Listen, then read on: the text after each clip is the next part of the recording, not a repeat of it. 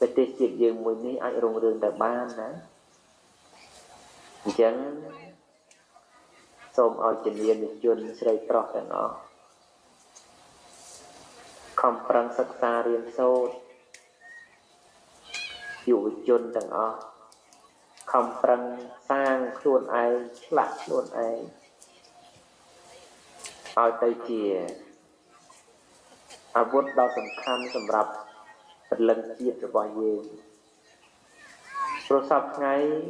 យើងធ្វើខ្លួនឲ្យទៅជាមេរោគរបស់ជាតិឲ្យទៅជាជំងឺរបស់ជាតិបំភ្លេចចោលនៅគំនិតដែលចង់ឲ្យជាតិរបស់យើងបានកងកាំងរុងរឿងអញ្ចឹងបើម្នាក់ទៅជាជំងឺរបស់ជាតិទៅហើយតើជាតិនោះនឹងរឹងមាំទៅដូចម្ដេចបានហើយយើងស្រែកបន្ទោសអ្នកណាម្នាក់មិនថាស្រែកបន្ទោសទៅថ្នាក់ដឹកនាំឬក៏ស្រែកបន្ទោសទៅអ្នកនេះអ្នកនោះទេគឺការស្រែកបន្ទោសទាំងអស់នោះគ្មានលទ្ធផលណាមួយដែលអាចជួយឲ្យប្រទេសជាតិយើងត្រឡប់មករុងរឿងវិញបានទេក្រៅពីខ្លួនយើងត្រូវឆ្លាក់ខ្លួនឯងឲ្យទៅជាវត្ថុទឹកមួយរបស់ជាតិឲ្យទៅជាទីពឹងមួយរបស់ជាតិបាទ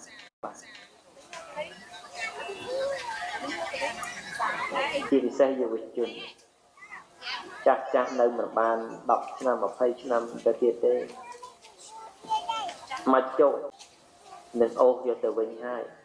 តឡាការកម្មផលនឹងកាត់ក្តីហើយប៉ុន្តែអ្នកដែលមានទូនាទីត្រូវនៅបន្តទៀតនេះតើនឹងត្រូវធ្វើខ្លួនជាមនុស្សដូចម្ដេចទីមួយគឺជាមនុស្សដែលមានការអប់រំការសិក្សាជាមនុស្សមានសុខវិនិច្ឆ័យជាមនុស្សមិនមើលតែនឹងភ្នែកត្រូវពិនិត្យសិក្សាស្វែងយល់អំពីគោលបំណងរបស់មនុស្សម្នាក់ដោយមិនវិនិច្ឆ័យត្រឹមតែឃើញនឹងភ្នែកព្រោះពិភពលោកបច្ចុប្បន្ននេះពិតហាក់ដូចជាមិនពិតហាក់ដូចជាពិតคล้ายហាក់ដូចជាមែនតែនហាក់ដូចជាคล้ายរឿងពិតហាក់ដូចជាសម្ដែងរឿងសម្ដែងហាក់ដូចជាពិតមិនអាចគ្រាន់តែមើលនឹងភ្នែកស្ដាប់នឹងត្រចៀកហើយអាចវិនិច្ឆ័យបាននោះទេត្រូវស្គាល់ឲ្យច្បាស់អំពីដើមហេតុអង្គហេតុហើយនៅផលសម្រាប់របស់ហេតុទើបយើងអាចយល់បានថាមួយណាពិតមួយណាមិនពិតហើយបើយើងរស់នៅជាមួយភាព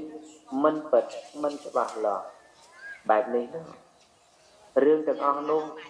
ច្បាស់ណាស់ថាជាជំងឺដ៏កាចសាហាវហាក់ដូចជាវីរុសមួយដ៏មានអំណាចឥទ្ធិពលបំផ្លាញជាតិសាសន៍យើងដូច្នោះទឹកដីយើងកំសត់ណាស់ធ្លាប់ធំបែរជាម៉ូតូប៉ិនខ្លួនដៃយ៉ាងហ្នឹង